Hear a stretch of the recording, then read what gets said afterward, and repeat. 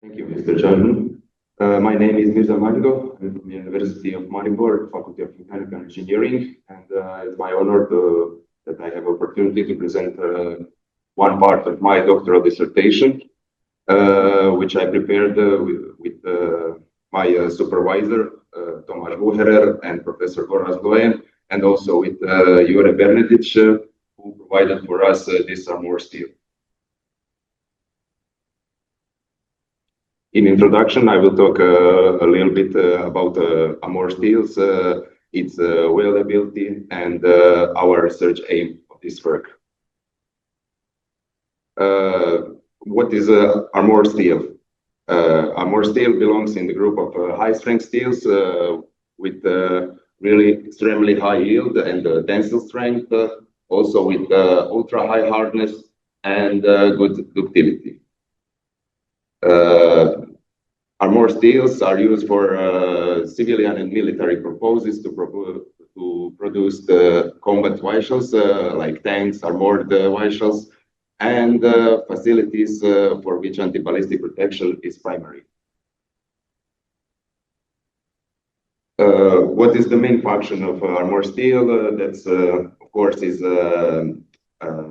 impenetrability, and also these 4 points like deflects the bullet, deforms the bullet, absorbs the energy of the bullet, and combination of all 3 ways.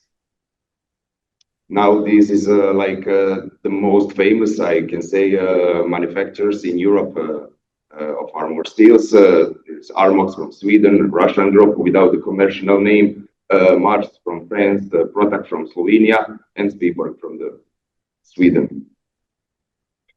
Now I will talk a little bit the problem in welding with armour steel. I will show that through the problem 3. So if we set a problem that welding of armour steel, we'll start from the road. But what is causes of the problem? That's steel alloying and heat treatment. Why steel alloying? If we'll calculate the carbon equivalent, we'll get carbon equivalent over the 0.35%. And if we see the heat treatment of armour steel, this is a low temperature temporary. What that means? So after the quenching, low temperate is about the temperature of this is between 150 and 250 degrees. So the problem is, if we are welding the steel, we are over the temperature. So that means that we are degraded the material, the base material. Now, consequence of this is the degradation of heat affected zone and weld metal areas, and impact of consequence, so reduction of mechanical properties, reduction of fracture mechanical properties, and also ballistic protection. Now, the main aim of this work is assessment of the integrity of the welded joint made by high-strength wire. Now I will compare like state of the art, that means like previous research on this field, and like progressing state of the art, that's our work. So previously we can see a lot of papers where for the welding filler material was austenitic stainless steel. We will use high strength wire for the welding of this steel. So welding, it will be like more difficult, harder, because now we need preheating, while in austenitic stainless steel they don't need preheating. But we are expecting results that we get higher mechanical properties, yield and tensile strength, also higher hardness in welded joint, but lower fracture toughness. But on such a welded joint, which I will present later, we experimentally obtained fracture mechanics parameters where the lower values will not affect on the ballistic protection of the welded joint. Now I will show the base material. This is SA500. So that means 500 is the mark for the hardness in Brinell. So that's the grade of armour steel. This is a chemical composition and also mechanical properties from the producer of the steel. SI 500 produced in Swiborg in Sweden. We used a plate with a thickness of 8 millimeters. And this is a filler material. We use a high-strength wire from the producer fleece with these standard marks and with dimension 1.2 millimeters. Now I will present welding and our experimental part, like hardness measurement, tensile testing, and fracture mechanics. For the welding, we choose the MUG process for the welding with halfway groove weld in a flat welding position with the geometry as on the picture. Now we calculate preheating when we take into account chemical composition of material, thickness, and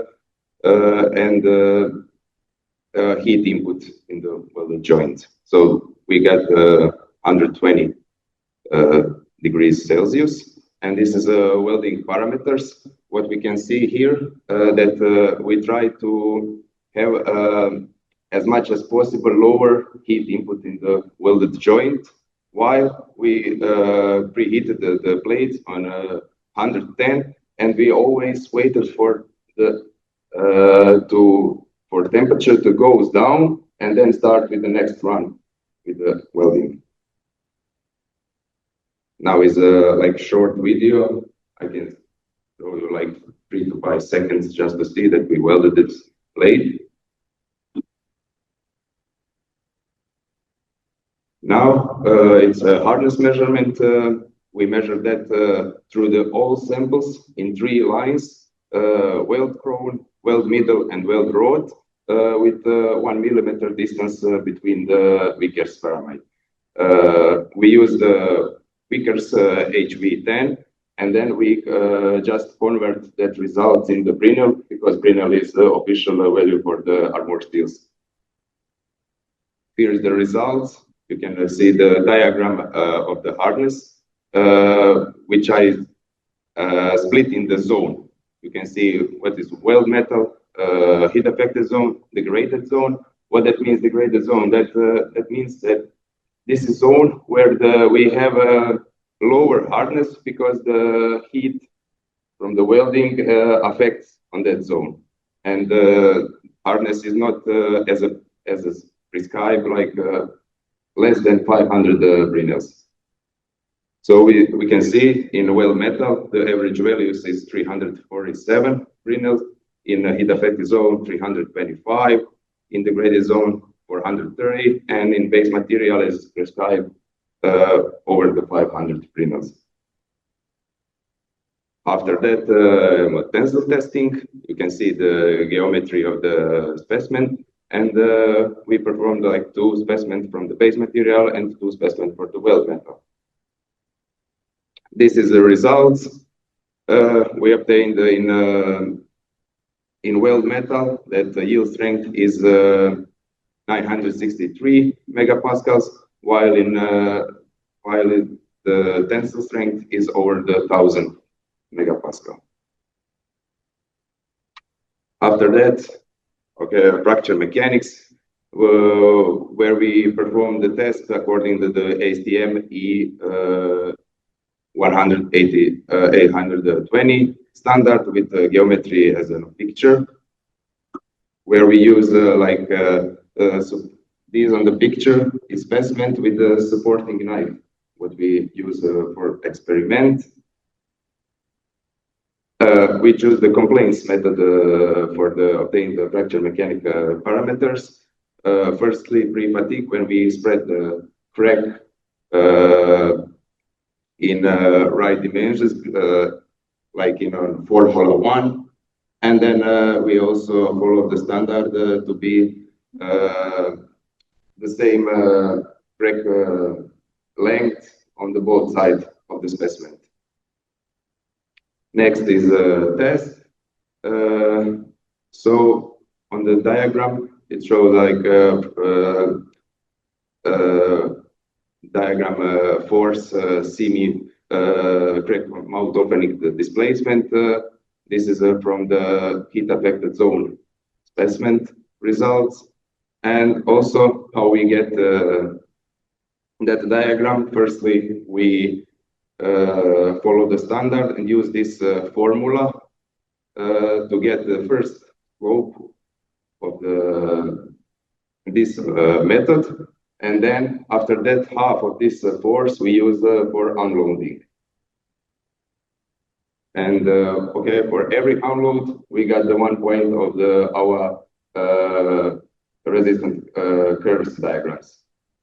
After that, of course, spot fatigue, like the crack of the specimen, and after that crack measurement, where we measure the pre-fatigue crack, then final crack, and we got the stable crack for results.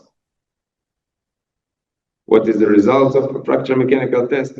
We got the resistance curves. This is three resistance curves for the base material, where we can see that we got almost the same results for all three specimens. And in a heat affected zone, two specimens are, we got the really similar resistance curves, but in the blue line, this is the line where we hit the fusion line. And that's why we got the lower results of the resistance curves. And then, weld metal, also three specimens where we got similar results. And basically, this is the main parameters of fracture mechanics. We got the critical G integral, stress density factor, or fracture toughness of material, and critical crack tip opening displacement. And after that, like proof of our welding and everything what we do is ballistic testing. We performed the ballistic test according to STANAG NATO standard 4569 level 1. This level 1 is as on a picture. This is for the frontal battles. So that means with the rifle or machine gun, we're shooting the blade from the distance 30 meters with two different calibers of the bullet, as it's shown: 7.62 caliber NATO ball and 5.56 SS 109 caliber. And also, I need to say, with the velocity as on a picture. On the left side, you can see the schedule of the shooting. So the first area is for 7.62 NATO ball shooting, and the second area with the green points is for another caliber. So we can see also in table that we satisfied this test, and everything is whole. So that's the main point of all this research. That even if we got the lower results of fracture mechanics, we are passed on the on ballistic test. And for conclusion, that welding of armor steel is a difficult and unbalanced process. That choice of the filler material for welding determines what properties of welded joint we want to achieve, but we cannot violating the main function of the armor steel. This is anti-ballistic protection. This is what did I say before, like shortly results again for the weld metal and the heat affected zone.